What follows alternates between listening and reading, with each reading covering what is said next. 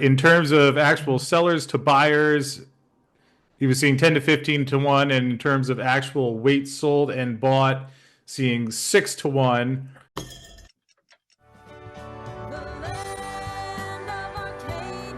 Well, hello there, my friends. Chris Marcus here with you for Arcadia Economics. And today we are going to get a look inside the retail side of the silver and gold markets. I'm joined by Ian Everard of ARK Silver, and Ian is a retail bullion dealer. And Ian, great to have you back on the show. It's been a little while, but nice to see you again. And how are you today?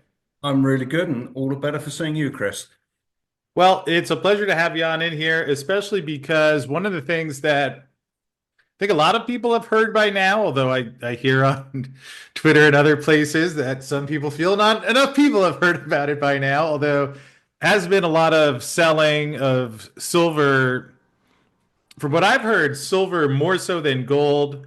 And I would say I would call it the past year and a half, but you're seeing it on the front line. So anything you could dig into there, because I think it's different than what most people expected when the metals are finally moving higher. And I think perhaps logically, a lot of people assume we'd see some interest take place there. And anything you could put into perspectives from a firsthand point of view. Sure. I mean, yeah. So from the first-time point of view, we've had very few of our clients selling back. And now, have all of our clients we've sold to in the last 4 or 5 years, would they approach? I think they would. I get to know most of them pretty well. And that's part of the discussion when they purchase. If you have a need to or choose to sell, please call us first and we will bend over backwards to get you the best price and the best service. So we've had very, very little. I'm trying to think silver. The only meaningful amounts of silver was somebody who was finishing off building a house and the house has cost a bit more. So temporarily they're using some of their silver. And once they finish the house, they want to get straight back in. So very, very little silver. We've had a few walk-ins, a few local people who didn't buy from us. But they wasn't because they thought holding silver was a bad idea. They just needed the money. One was for medical expense, another one was to fix farm machinery, just everyday life where people and some of these people had inherited the silver or had held it for a long time. So I've seen very little people forced out of holding because it was a speculative position. So maybe that's partly the client base we attract. They're more long-term thinking. They've worked out where we are in the financial world and where we're likely to end. And the safest way to get through that and have your purchasing power at the end is to hold on to your precious metals.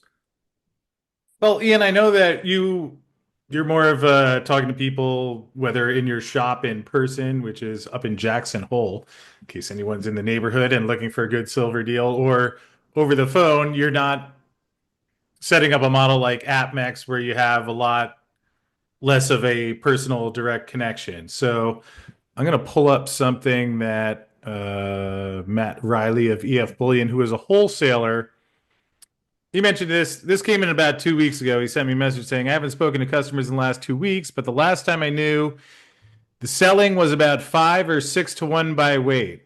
The sellers were smaller amounts and the buyers were large amounts. But in terms of actual sellers to buyers, he was seeing 10 to 15 to 1. And in terms of actual weight sold and bought, seeing 6 to 1. So again, factoring in that what he's seeing or what we might be seeing on a industry-wide level, slightly different subset than the way your model is set up. But would you say that matches what you've been hearing throughout the industry? And any comments on that? Uh, Personally, our business know the opposite, and I think probably a lot of our clients are buying up a lot of this product that's being sold into the wholesale business. We've been doing huge quantities of discount secondary market, 1 ounce rounds, silver eagles, you name it, gold Krugrands. When a client calls me up, I offer them the choice: do you want brand new or do you want to have a look at the secondary market, which the savings can be fairly substantial. Um, but talking to my main wholesaler, they have been doing a lot of buybacks, but they also own a mint. So some of this buybacks has actually been minted into new products. But my suspicion is, and I haven't done much research, is that some of this retail silver is actually going into industrial use because I've it's heard got to that be before. coming from somewhere because the deficit we're over, according to the Silver Institute, I think it's over 200 million ounces for the rolling year into our fourth year of deficit. And that's at a time when retail worldwide is down by about 40% on the 2020. And it doesn't look like the industrial demand is easing up. It just seems to be increasing. Yeah, you mentioned something. That was another thing Matt told us about, where he had been talking to wholesalers who were melting down coins and bars, some of it feeding industrial usage. I'm sure some of it went into coin mintage. Um, and also in terms of the deficit, as I've looked at the numbers, it's almost as if it was the COMEX coming down in 2021 into 2022. Then you saw the LBMA, and then that slowed down, and it seems like a lot of this retail selling, if the deficit numbers are accurate as reported, that could be filling a little bit of that. So we have an idea of where some of that metal may have been coming from, but going back strictly to the buy side, and you mentioned how that update from Silver Institute said their estimate was purchases about 40% lower on a retail level. Yeah. Does that match about what you're seeing? And would you say that in terms of the conversations you have, that is an accurate gauge compared to previous years? I think definitely from the industry, yes, talking to our wholesalers, yeah, their sales are down dramatically. And 2020 was a good year. I think the figure was 500 million ounces went to retail purchases. Um, will we see that again? I think absolutely we will see that again. It's all of a sudden people wake up to something. I mean, and this is maybe sidetracking a bit, but I think it shows human action. I mean, with the murder of that CEO of United Health, a lot of people are woken up to, do you know what? We don't think it's acceptable, the model, what's happening for the health supply industry in the US, extracting so much money, denying claims. But what I'm saying is there seems to be a sudden awakening in awareness. Now, whether that will dwindle or die out, I don't know. But when people realize the actual effective rate of currency decay of the dollars they hold is 10 or 15 or 20% and rising, there will be an exodus into real things. And when your cupboards are full of toilet paper and ammunition and whatever dog food or whatever consumables you can purchase, what is there left that is the most convenient? And that is silver. That's the most convenient store of value. Well, I think it makes a lot of sense too. Obviously, I'm a little biased, although Ian, I'm going to pull up our prices today. We're recording on Tuesday afternoon, and you started talking about this before we hit the record button, but here we are back over 2,700 in the futures for gold, and silver down a penny on the day, but still back over 32.60. Remember, and I'm sure you probably fielded some phone calls from people panicking after the election and, oh no, is Trump going to kill the gold and silver markets? I would suggest might be a different perception once some of those changes are conceivably being implemented in 5 or 6 months, and people are wondering, oh, this might not be the dollar strengthener that markets are pricing it in right now. But where do you see? Do you see a break point still? What do you see the future of gold and silver at this point, given So what we've experienced so far this year? yeah, I mean, I do what obviously I'm watching the price on a business basis, just of replacing stock as we sell. I'm always continually replacing, so I'm always keeping an eye on spot, and I'm always keeping an eye on any dips if I want to fill some more inventory gaps we've got. Um, and I mean, silver, it took, I think it's 7 attempts to get through 29 and 7 attempts to get through 30, 7 to get through 31. And now it seems to be an absolute war. 32 seems to be almost irrational. So I do think there is something about, and it might be the balance of how short the big five banks are. They may be there's something a little bit going on, a bit suspicious, I think, about how scared the system seems to be of $32 because if you inflation adjust it, it's not really kept up with sort of 5, 6 years ago, with the and definitely not with the amount of units of currency created.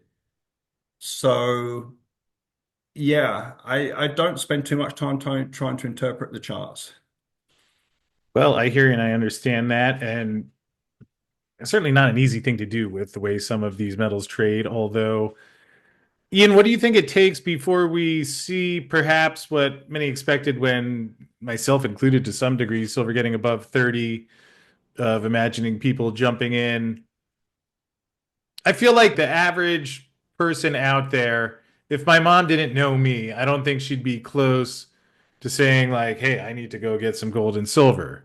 So I think Yeah. we're still a couple steps away. And I've thought about it before where, in 2008, that was when I started thinking, hey, well, there's something going on here. I think other people in 2020, certainly we had a surge in 23 when some more banks failed. So what do you think changes that? Are we getting any closer to that? Or when is the point where you think the people who are not even thinking about it now, how far away is that? Whoa, how far? Well, Has Bernanke stopped into your shop in Jackson Hole yet? so yeah, when I first started the business and when I first started stacking 2017, the mathematics, the history, everything about currencies and currency collapses was pointing out this is imminent.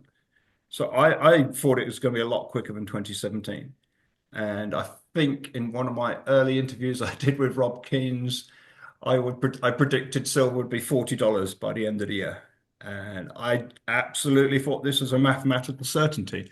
So there's always a risk in giving a projection. So what causes it? I guess it takes very little to cause it because if you take 1 ounce of silver and you cut it into 8 pieces and you give 1/8 of an ounce of silver to every person on the planet, that's the whole annual mine production. So it appears there's plenty of silver, and it appears, and the experts, I mean, like the CPM group, Jeffrey Christian, he's saying it's not even a critical metal. He's actually saying it's a good investment. I did hear I, he called for a record silver price in 2025. yeah, That's he's cool. saying it will reach 50, but it won't be able to sustain it. And I thought, well, how can you make a statement like that? You have no idea how many dollars there'll be in existence at that point. I mean, if or when it reaches 50, say we've created another $10 trillion or $15 trillion, and another 10 or 15 are being created outside of the US. And we've debased the currency. History, mathematics, gravity tells us that the precious metals always give an account for the currency debasement. Now, whether that is right at the end of that currency, that the final it could well be this time that the final death of the dollar as we know it, then the dollar has no value, then the precious metals we will soon work out what they are worth. But when that's the only form of practical money, if that happens, but it doesn't need an extreme event because the supply is so tiny. I mean, we're looking at a billion ounces mined and recycled a year. 70% now going to industry, and approximately half of all the silver produced over all of human history is now unavailable. It's been thrown away in such tiny amounts, it's been just practically destroyed. And now that rate doesn't seem to be easing up on the consumption. So we do have a fundamental where the supply is inelastic and shrinking, the available silver, and the demand is rising without any meaningful rise in retail demand. So it will come. Um, it would be nice for us, all of us who've got a reasonable stockpile, that would happen, and then maybe we could, take some time off, walk the dog a bit more. Um, but there could be 1,000 things that cause it, and that will be, I mean, if we get compulsory forced into a digital dollar, I think there'll be a panic that will be the last signal. If you want to buy precious metals privately, you'll need to get it done before we go fully digital. Because once we're fully digital, the only means of using dollars that you've earned or inherited or however you get them, they're all coded. So every transaction will be recorded. And not only what and when and how much you spent, but what you spent it on. Now, the whole point of precious metals for me personally is having financial privacy. That I can choose to have a boating accident. I can choose to bury it and forget where I've buried it. I can choose to give it away and forgot who I've given it to. The whole, it's a whole point having that financial privacy. And the less privacy you have financially going forward, the more the repressive acts will come upon you. And it doesn't matter what government we have, the average person is facing more and more financial repression, whether it's increasing sales tax or wealth tax, unrealized gains taxation. These are pernicious, and as a currency dies, the system becomes more and more oppressive to try and squeeze a little bit more life out of the system. So it doesn't really matter what the cause is to make it move. Silver will take account of the currency debasement. And you could do many calculations. I mean, Peter Kraut has done some excellent calculations. One simple calculation I do is it would appear we have 55 times more units of currency worldwide now than we had in 1980.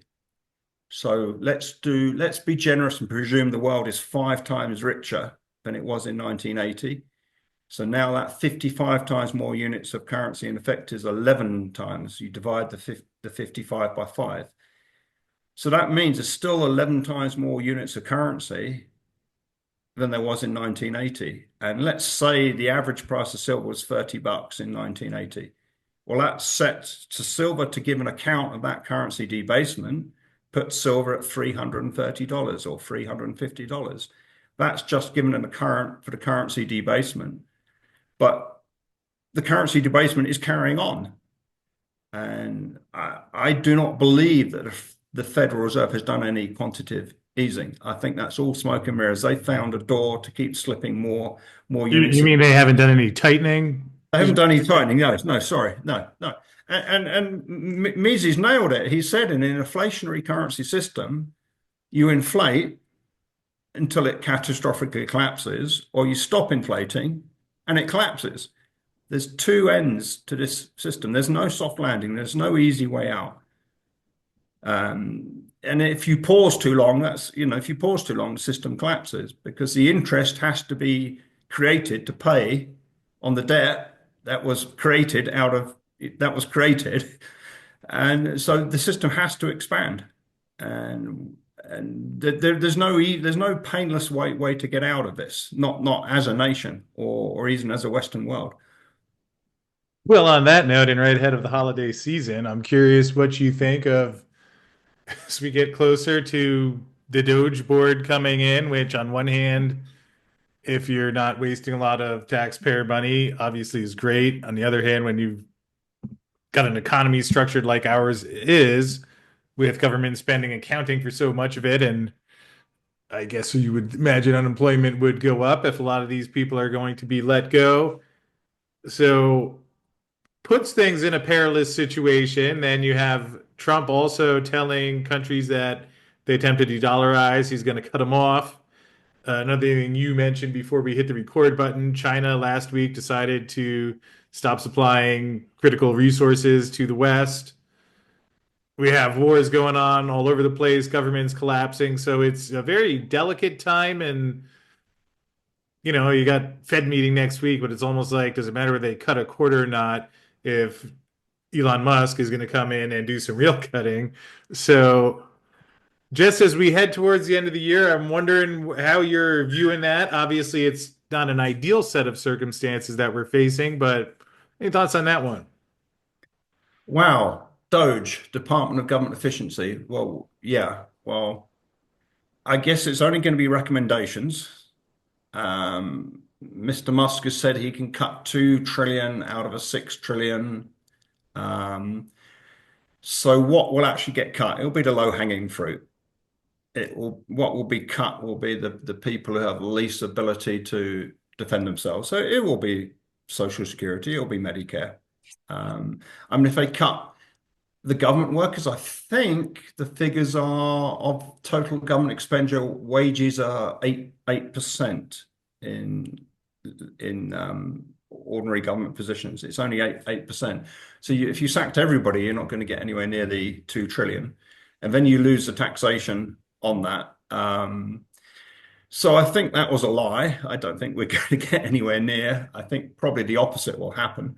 I think the government expenditure actually increase. And politicians, time after time, they make all these promises, and they never ever either they never even intend to follow through, or they find out in reality they can't follow through. So I don't think we're going to see $2 trillion cuts. If they go ahead with deporting 100, sorry, what's the last figure Mr. Trump mentioned? 21 million undocumented, and their children now are included, so they don't split the families up. Well, that will cost about, I don't know, $750 billion to do that. So that will have to be typed into existence. The whole thing is a clown show. I think that, and sorry to delude anybody who's got faith in any president. Santa's not coming this year. I don't want to shatter your illusions. They're not coming to sort the mess out. They're coming to enrich themselves, look after their families, and and I find it sad that they call it patriotic.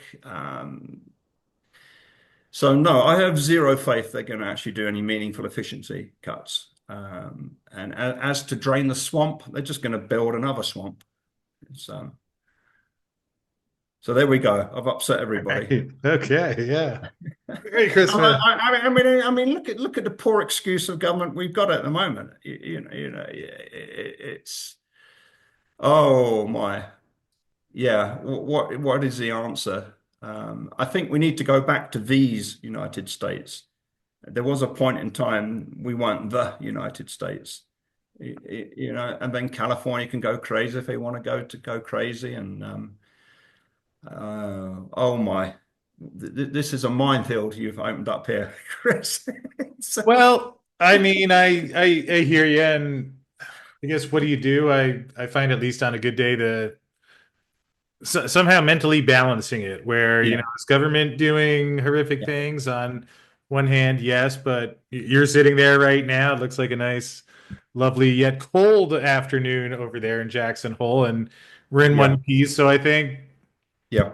I think about stuff like that a lot as someone who sits here and talks about it day after day, but I think also Sure. there's some degree where getting what you need to take away and being Yep. prepared and planning and also It's hard. I mean, we're not on the sharp end of it directly, are we? I mean, you look at the point of view of a farmer, where half of his farm workers are undocumented, or a construction company under pressure to get a contract finished to get the payment. A third of their sheetrock guys are undocumented. It's to strip out, I don't know, 10, 15 million workers out of a country, or it is that it doesn't make economic sense for sure.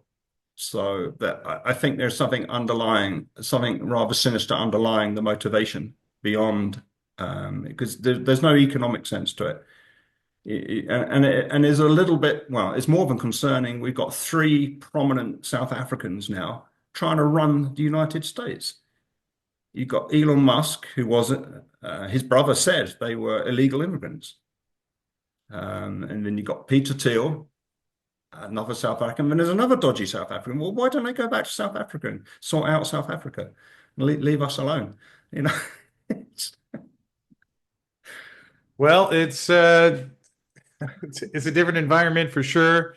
And what are we now? Just over 2 months away from when Trump comes in, and I have a feeling it's going to be a volatile time. Some of the things they do, and I would imagine that's going, I want to say But be if a we, positive, but a positive for the metals, some of the policies that are going to be put in place. I mean, yes, I mean, yes, any turmoil, financial, economic, social, is going to be a driver for the precious metals. I mean, I would rather have peace and tranquility and everybody getting along with each other and not even have to bother with with